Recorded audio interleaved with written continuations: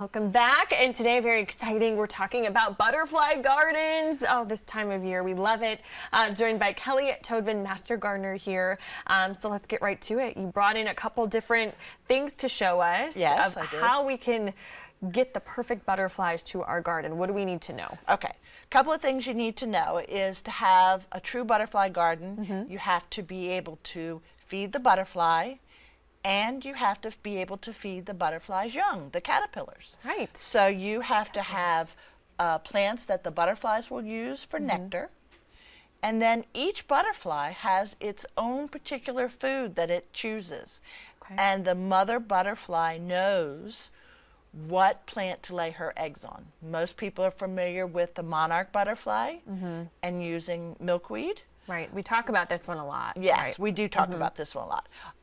But there are herbs that, like this is fennel and parsley, and the black swallowtail lays her eggs on this plant so that when the egg emerges, that caterpillar knows that it's got the right food. It can just stay on there and chomp Away, yes. And, And the good thing too is that They're the plants, people sometimes get excited. They'll want butterflies in their garden, but they'll say, well, I don't want those caterpillars, or I don't want it eating my plant. But in order to have a good butterfly garden, you need to have right, a little bit of sacrifice. A little bit there. of sacrifice. You got to know what yes. to expect. Yes. And then when it comes to the nectar, are there the certain bushes or flowers we should be planting? It depends on the specific type of butterfly, or what would be best? In the case of nectar, there are like 7 prime ones. Okay. We have butterfly bush. It smells so nice too. We have Miss Huff lantana. Lantana. Yes, and then the zinnia. Okay. There's some other ones like aster, verbena,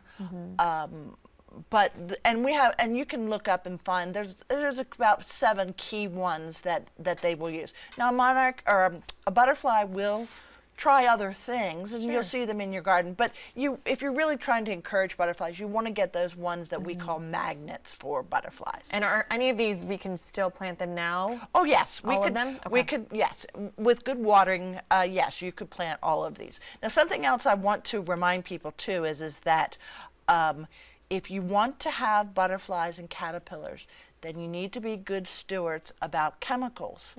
This time of year, a lot of people have vegetables and this kind of stuff that they're trying to grow, and they get pests.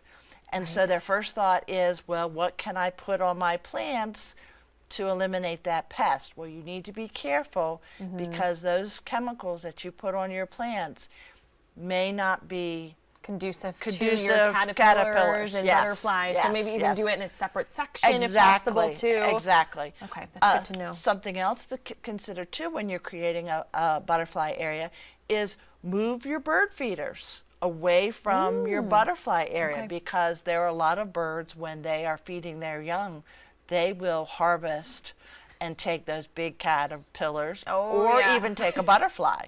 So those are some of those kind of important things you need to think about when you're creating a garden. Didn't even think about the bird feeder. Some good tips. Kelly Yes. Toadvine, Master Gardener, thank you so much. My and we're going to pleasure. put these to good use. Yes, sir.